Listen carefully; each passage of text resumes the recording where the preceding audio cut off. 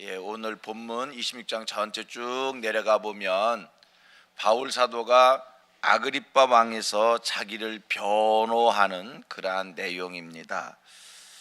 우리들이 그동안 살폈던 말씀을 기억을 더듬어 보면 바울은 예루살렘에 올라온 이후에, 예루살렘 입성한 이후에 자기의 입장에 대해서 몇 번 반복해서 변명했던 것을 볼 수 있는데, 기억하면 한 5번째 변명인 것 같아요. 5번째 변명을 하고 있습니다.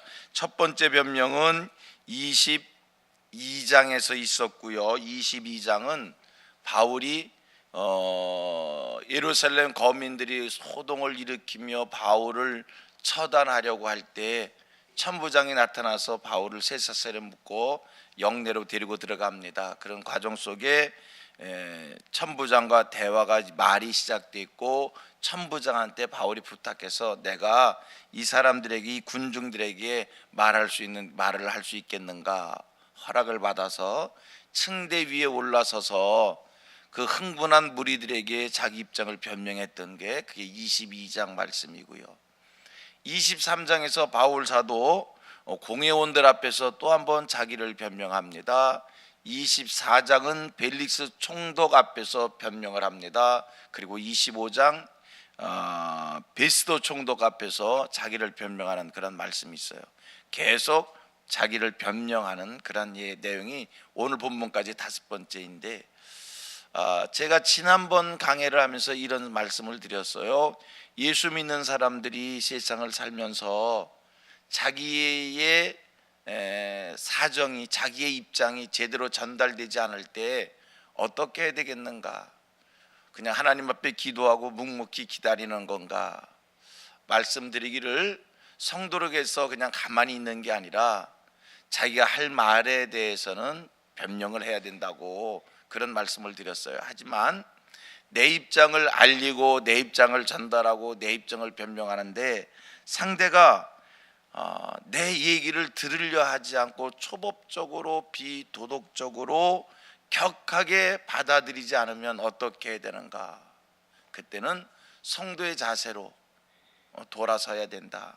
상대가 내 입장을 들어주지 않는다고 할 때 같이 흥분하고 같이 격해지고 같이 맞서서 주장을 펼치다 보면 이거는 이제 싸움이 되고 다툼이 되고, 싸움과 다툼이 되면 여러분, 옳고 그름이 처음에는 분명하게 확연하게 드러나서 이것이 옳습니다, 이것이 틀렸습니다고 얘기하지만, 그러나 그것이 감정으로 서로 전달이 되면 다 똑같아지는 거예요. 하나님의 영광을 가리게 되는 거고, 그때는 싸움이 되는 거고, 그때는 누가 잘하고 누가 잘못했는지 드러나질 않아요. 그래서 성도는 자기 입장을 주장할 수 있습니다. 자기의 생각을 말할 수 있습니다. 그러나 상대가 제대로 이해하지 않고 받아들이지 않고 감정적으로 격해지면 그때는 성도의 자세로 돌아서야 된다. 이게 성도의 삶의 원리이다, 삶의 지혜이다, 이런 말씀을 드린 기억이 있습니다. 자, 오늘 본문 바울 사도가 이제 5번째 아그리빠 왕 앞에서 자기 입장을 변명하는데, 성경을 오늘 본문 3절까지 읽었습니다만 변명을 하는 바울의 입장, 이 말씀 읽으면서 어떤 생각이 들어요? 굉장히 예의 있는 모습, 굉장히 정중하다, 그런 모습을 우리가 발견할 수 있습니다. 자, 한번 더 읽어볼까요? 바울이 아그리빠 왕 앞에서 자기 입장을 변명하는데, 매번 지금 5번째 있지만 매번 입장을 변명할 때의 그 분위기가 달랐을 거예요. 그런데 오늘 이 분위기는 굉장히 예의 있고 정중하고 굉장히 침착하고 그런 모습을 발견하게 됩니다. 한번 다 같이 1절부터 3절 읽도록 합니다. 시작.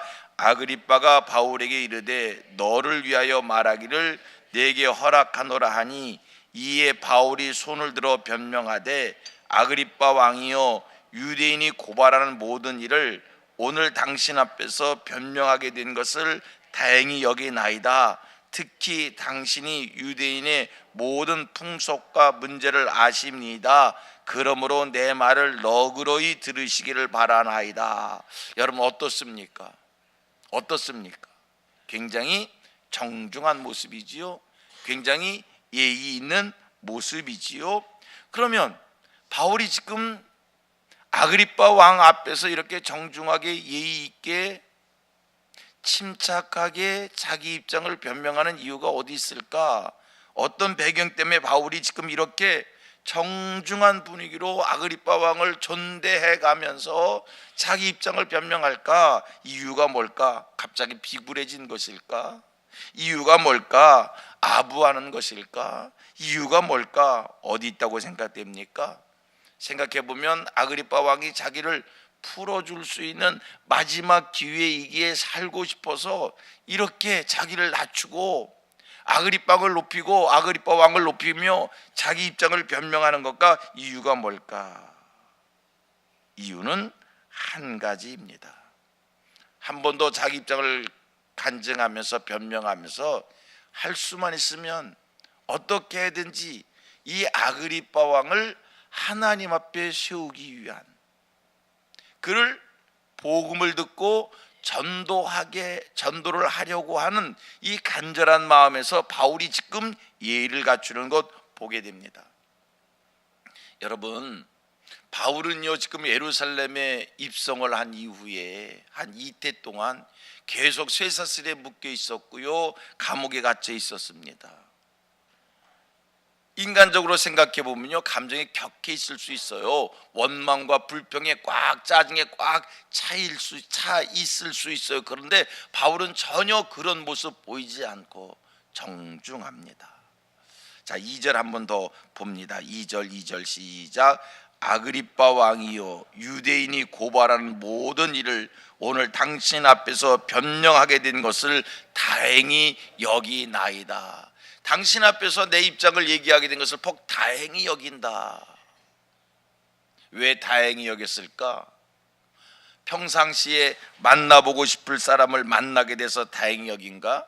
전에부터 아그리빠 왕하고 인간적 교제를 나누고 싶었는데 지금 이 아그리빠 왕을 만나게 돼서 다행히 여긴 걸까? 절대 그런 뜻 아닙니다. 3절을 가보면요, 얼마나 이 아그리빠 왕을 높여서 이야기하는지, 최고로 아그리빠 왕을 높이는 걸 보게 돼요. 3절 같이 읽습니다. 시작.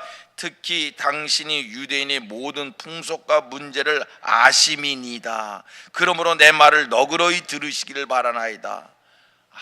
뭐 이렇게까지 아그리빠 왕을 높일 수 있을까? 이유가 뭘까? 뭐를 위해서요? 그에게 복음 전하는 이 전도를 위해서인 겁니다.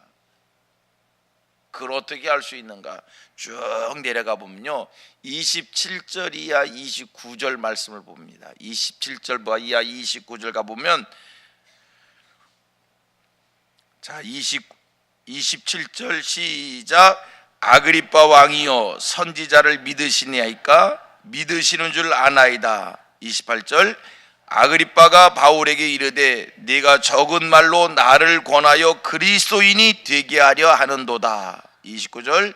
바울이 이르되 말이 적으나 많으나 당신뿐만 아니라 오늘 내 말을 듣는 모든 사람도 다 이렇게 결박된 것 외에는 나와 같이 되기를 하나님께 원하나이다 하니라. 바울은 오직 하나, 아그리빠 왕을 하나님 앞에 세우고자 하는 이 간절함 속에서 아그리빠 왕을 최고로 높이고 그 앞에 예의를 갖추며 복음 전하는 기회를 갖췄다라고 하는 겁니다. 성도님들, 우리는요 고난 중에도, 환경의 여러 변화 중에도 끝까지 포기해서는 아니 될 게 하나 있습니다. 뭡니까? 복음 전하는 일입니다. 예수 전하는 일입니다. 어려운 일을 당할 때도 절대로 포기해서는 안 될 것이 있습니다. 뭡니까? 예수 알리는 일입니다. 복음 전하는 일입니다. 이 일은 때를 얻든지 못 얻든지 우리가 힘써 해야 될 일인 줄 믿습니다. 교회사 기록을 보면요, 이성복 목사님께서 일본 순사들한테 붙잡혀가서 매 맞으면서 고문당할 때 한 대를 때리면 맞을 때마다 이성복 목사님 입에서 터져나오는 얘기가 있는데, 때리면 맞고 예수 천당, 때리면 맞고 예수 천당. 맞으면서 신음하는 게 아니라, 맞으면서 나 살려달라는 게 아니라, 맞으면서 나 죽겠다는 게 아니라, 때리면 예수 천당. 순사가 큰 소리 치면 예수 천당. 그러니까 이성모 목사님을 데려다가 때리고 고문하다가 이거 미친 사람이구만, 그리고 내놨다는 일화가 있습니다. 여러분, 우리 하나님 앞에 사는 사람들 절대로 포기해서는 안 될 것, 예수 알리는 일입니다. 복음 전한 일입니다. 이런 은혜가 새해에 우리 성도들에게 하나님의 은혜로 꽉 차기를, 꽉 임하기를 주님의 이름으로 축복합니다. 내가 죽을 때까지, 죽음 앞에서 하나님이 나를 부르실 때까지, 부르실 때 마지막까지 해야 될 일이 있다면 그게 뭘까? 복음 전하는 일인 줄 믿습니다.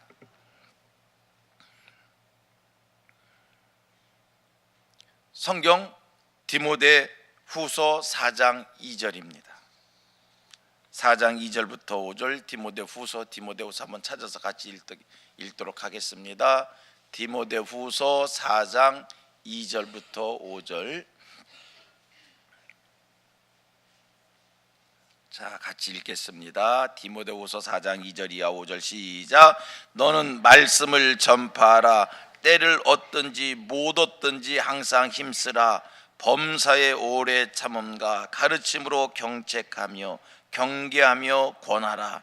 때가 사람이 바른 교훈을 받지 아니하며 귀가 가려워서 자기의 사욕을 따를 스승을 많이 두고, 또 그 귀를 진리에서 돌이켜 허탄한 이야기를 따르리라. 그러나 너는 모든 일에 신중하여 고난을 받으며 전도의 일을 하며 네 직무를 다하라. 성경은 말씀합니다. 너는 말씀을 전파하라. 때를 얻든지 못 얻든지 말씀 전한 일에 힘써라. 옛날 한국교회 믿음의 선배들은요, 진실로 이런 성경 말씀, 성경의 가르침 마음에 새기고 꼭 그 말씀대로 사는 그런 모습을 보였어요. 그 축복이 오늘 한국교회의 모습입니다. 오늘 믿음의 후배가 되는, 믿음의 후손들이 되는 오늘을 사는 우리 현대교인들, 성경의 가르침, 믿음의 선배들이 우리에게 보여주었던 그대로 살기를 원합니다. 같이 고백합니다. 때를 얻든지 못 얻든지 말씀 전한 일에 힘쓰자. 바울 사도 보셔봐요. 아그리빠 왕 앞에서, 아니 바울이 누구입니까? 바울이 자존심이 없습니까? 바울이 누구입니까? 그럼에도 복음을 전해야 되니까 이 헤롯 아그리빠 왕, 어제 설명했잖아요. 얼마나 추악한 사람이에요. 그거 모르겠어요? 그가 이렇게 추악한 사람인 것 알면서도 그에게 복음을 전해야 되니까 헤롯 아그리빠 왕을 최고로 높여가면서 복음 전한 이 모습, 아까 얘기했잖아요. 이성복 목사님 매를 맞으면서도 예수 천당. 믿음의 선배들이 다 그런 모습으로 살았어요. 저희 조부께서 96세에 세상을 뜨셨어요. 천국을 가셨는데 연세 드시고 택시를 타면 늘 앞자리에 타셔요. 아니, 택시 앞자리는 위험하니까 뒤에 타세요. 그렇게 말씀을 드리면, 야, 내가 택시 앞에 타면 다 이유가 있다. 운전기사한테 전도하려고 그런다. 제가 저희 조부님을 보면요, 마지막 순간까지도 그분의 삶이, 하나님이 왜 나를 여태 안 부르실까? 그러면서 당신을 세상에 남겨두신 그 이유를 찾는데 세 가지 이유를 하시는데 그 중에 하나가 전도하라고 하나님이 나를 안 데려가신다고. 아니, 90세를 훨씬 넘어서 96세에 천국 가신 어른이 96세 그 연세에 나를 하나님이 부르지 않는 것은 나 전도하라고. 그러면서 마지막까지도 전도하는 일을 게을리하지 않는 그런 사명으로 사시니까 마지막 순간까지도 건강한 모습으로 사시더라고요. 성도님들 우리에게 복음의 열정이 넘쳐나기를 축복합니다. 새해 우리 성민교 온 교우들에게 하나님이 이 은혜 주시길 바랍니다. 복음의 열정, 때를 얻든지 못 얻든지 항상 힘써 말씀을 전파하는 그 일에 최선을 다하는 우리 교우들 되기를 축복합니다.